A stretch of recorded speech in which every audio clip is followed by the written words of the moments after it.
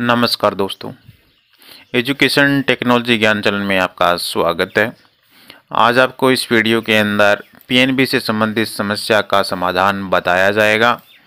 अभी सबसे ज़्यादा जो पीएनबी में समस्या आ रही है वो आ रही है ये जो आपके सामने एरर है, ये एरर रिस्पॉन्स और डिवाइस नॉट सपोर्टेड ये मैसेज आ रहा है। ये पीएनबी में क्यों आ रहा है, किस कारण से आ रहा है और इसके लिए आप क्या करेंगे, वो सब हम इस वीडियो के अंदर चर्चा करेंगे। चैनल को सब्सक्राइब कर देना, वीडियो को लाइक करना और कमेंट ज़रूर करें यदि आपकी समस्या का समाधान हो गया है तो। देखिए, ये जो एरर आ रहा है 356 नंबर एरर, ठीक है, ये एरर आपके पास जो बायोमेट्रिक है उस बायोमेट्रिक का एरर आ रहा है। आपके पास जो बायोमेट्रिक है वो है L0, ठीक है। L0 और L1 में क्या डिफरेंस होता है इसका वीडियो मैंने चैनल पे पहले डाल रखा है, वो आप देख लीजिएगा। L1 जो डिवाइस है वो आपको लेके आनी पड़ेगी और L1 डिवाइस जहाँ से भी आप ख़रीदो तो थोड़ी सी सावधानी रखनी है। आपको मालूम होना चाहिए कि L1 डिवाइस होती कैसी है, क्या उसकी पहचान होती है, वो भी मैं आपको इस वीडियो के अंदर बता दूंगा। तो आप ये जो एरर है ये कोई आपके कंप्यूटर से संबंधित समस्या का नहीं है या अन्य कोई आपकी आईडी में कोई प्रॉब्लम नहीं है, ठीक है। ये एरर है कि आपके पास जो बायोमेट्रिक है जिसके ऊपर आप फिंगर रखते हो वो सही नहीं है, L0 डिवाइस है वो। तो इसके लिए आपको L1 डिवाइस लेके आनी पड़ेगी।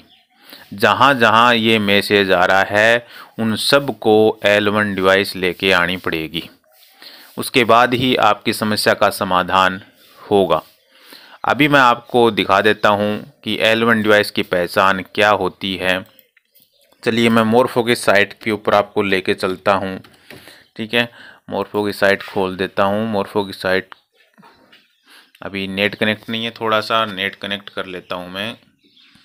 देखिए नेट अभी कनेक्ट हो जाएगा, उसके बाद मैं आपको दिखाता हूँ। नेट कनेक्ट अभी हम कर रहे हैं, ठीक है। तो इसमें क्या है कि आपको मोरफो की जो डिवाइस है वो आपको दूसरी लेके आनी पड़ेगी। अब उसकी पहचान बता देता हूँ। मेरे पास एक ऐसा केस आया था जिसको सुनकर आपकी आंखें फटी की फटी रह जाएंगी, वो भी मैं आपको बताऊंगा क्या केस था। तो ये अभी आपके सामने साइट जो है मोरफो की खुल रही है, थोड़ा सा नेट स्लो है। देखिए अभी हम इसकी पहचान बताएंगे। ये डिफरेंस दे रखा है यहाँ पे, ठीक है। इसको हम खोल देते हैं। अब ये ओपन हो रहा है, PDF ओपन होगा और यहाँ थोड़ा सा नेट स्लो हो रहा है, ठीक है। यहाँ पे L0 और L1 दोनों की जो पहचान है वो दे रखी है, ठीक है। इसके नीचे दे रखी है फ़ोटो। यहाँ से हम आपको समझाते हैं। थोड़ा सा इसको जूम कर देता हूँ ताकि आपको दिखाई दे दे। अब ये है L0 जिसके ऊपर लिखा हुआ है 1300, जो पहली फ़ोटो है E2M लिखा हुआ है। ये जो डिवाइस है वो है L0, ठीक है। आप जो अभी यूज़ कर रहे हो वो आपके पास L0 है जिसके कारण वो मैसेज आ रहा है। और एक बात का और भी ध्यान रखना है, ये जो L0 डिवाइस है आपके पास, इसके ऊपर पीछे जो स्टिकर लगा है वो साफ़ हो गया है, तो ये मान के चलो 99% वो L0 है। क्योंकि L1 तो अभी नई आई है मार्केट के अंदर, तो इतना जल्दी उसका साफ़ होगा नहीं पीछे से लिखा हुआ।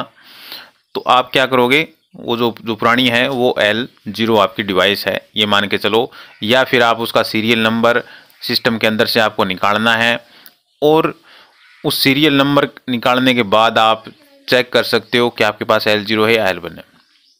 L1 जो भी डिवाइस लेके आओगे उसमें लिखा होगा E3RD, जो यहाँ पे लिखा हुआ है ना। मैं आपको L1 की पहचान थोड़ी सी जूम करके और दिखा देता हूँ। यहाँ से थोड़ा सा इधर करते हैं, ये देखिए E3RD लिखा होगा, वो सारी डिवाइस L1 है और नीचे RD L1 लिखा होगा, ठीक है। ये दो आपको चेक करनी है डिवाइस लेने से पहले। अब मैंने आपको बताया था कि मैं आपको ऐसी एक बात बताऊंगा जिसके बाद आपकी आंखें फटी की फटी रह जाएंगी और उसका उपाय भी बताऊंगा। वो ये है कि एक बंदे का मेरे पास एक फ़ोन आया, वो बोले कि मेरे को L1 डिवाइस का सेटअप करवाना है। मैंने L1 का सेटअप कर दिया। सेटअप करने के बाद में और उसकी डिवाइस जो है वो चली नहीं, क्योंकि मैं सेटअप डाल रहा था उसमें L1 का, और उसके पास L1 ही थी। उसने भी ये E3 और RD L1 लगा करके चेक किया था कि जो E3 RD और RD L1 ये दोनों चेक करके वो लेके आया। लेकिन उसके साथ क्या कर रखा था कि ये जो पीछे वाला स्टिकर है ना L1 वाला, ये स्टिकर L0 की डिवाइस के ऊपर फाड़ के लगाया हुआ था। यानी उसने क्या किया, ये पीछे वाला स्टिकर किसी ने, दुकान वाले ने क्या किया, L1 का स्टिकर निकाल लिया और L0 उसके पास जो बायोमेट्रिक थी उसके ऊपर उसने चिपका दिया। उस कस्टमर की मैंने फ़ोटो मांगी बैक साइड से, मेरे को फ़ोटो भेजो।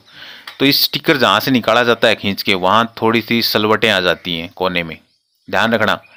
तो स्टिकर को अच्छी प्रकार से चिपका हुआ चेक करना है। कहीं से थोड़ा सा भी आपको डाउट लगे ना तो बायोमेट्रिक को मत खरीदना। थोड़ा सा भी डाउट लगे तो बायोमेट्रिक मत खरीदना। और कुछ L1 डिवाइस जो हैं वो ब्लॉक भी आ रही हैं, सर्वर से कनेक्ट नहीं हो रही है।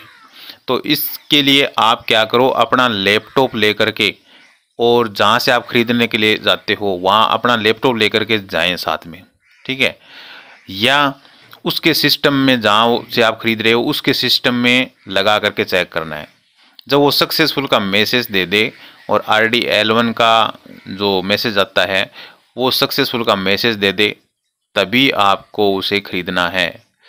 अन्यथा आपके साथ फ्रॉड हो सकता है, आपके साथ स्कैम हो सकता है, या आपके सामने और भी दिक्कत आ सकती हैं।